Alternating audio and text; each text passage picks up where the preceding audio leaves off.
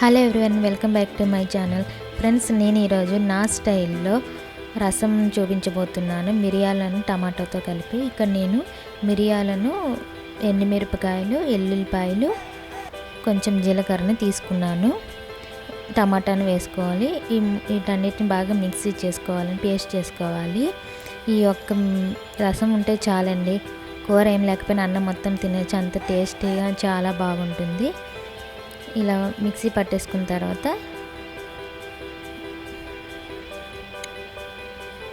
చూడండి, ఇక్కడ నేను చూపిస్తున్నాను. ఇలా పేస్ట్ అయిపోయింది. నేను ముందుగానే ఇక్కడ చింతపండు నానబెట్టుకున్నాను. దాంట్లో ఒక టమాటాని పిసికి పెట్టుకుంటున్నాను.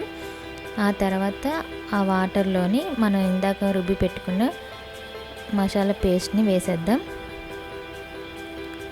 చూడండి, నేను ఇక్కడ వేసేసుకుంటున్నాను.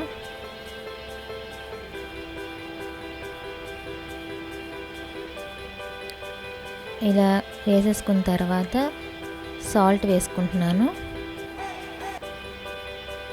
సరిపడినంత సాల్ట్ వేసుకుంటున్నాను. ఆ తర్వాత కొత్తిమీర వేసుకుంటున్నాను. అంతేనండి. ఆ తర్వాత మనం పోపు పెట్టేసుకుందాము. మనం తాలింపుకి సరిపడంత నూనె వేసుకోవాలి. నేను ఇక నూనె పోసుకుంటున్నాను.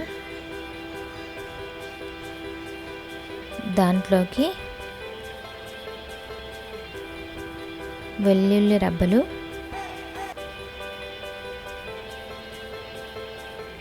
అలాగే కొంచెం ఆవాలు, ఆ తర్వాత జీలకర్ర, ఎండుమిరపకాయలు, కరివేపాకు వేసుకోవాలి.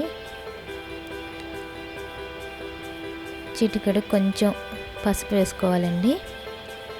ఇలా వేసుకున్న తర్వాత పోపు పెట్టేసుకున్న తర్వాత ఆ పోపుని మనం ఇందాక రెడీ చేసి పెట్టుకున్న రసంలను వేసుకోవాలి. ఎప్పుడైనా సరే మనం రసం చేసేటప్పుడు పైన నురుగు వచ్చేంతవరకే మరగనిచ్చుకోవాలండి. ఎక్కువ మరగనిచ్చుకుంటే మళ్ళీ దాని టేస్ట్ అనేది మారిపోతుంది. పైన నురుగులాగా అంతేనండి, రెసిపీ అయితే రెడీ అయిపోయింది. ఈ వీడియో కనుక మీకు నచ్చితే లైక్ చేయండి, షేర్ చేయండి, సబ్స్క్రైబ్ మై ఛానల్.